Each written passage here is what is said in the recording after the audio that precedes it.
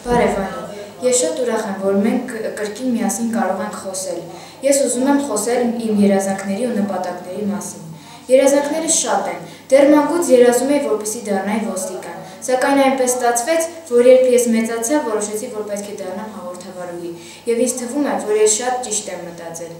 Ես այժմ այցելում եմ TV Ideal հեռուստալրագրողների և հաղորդավարների դպրոց և շատ ուրախ եմ, որ հենց ընկեր Գայանն է, որ մեզ դասավանդում է։ Շատ ուրախ եմ այն պատճառով, որ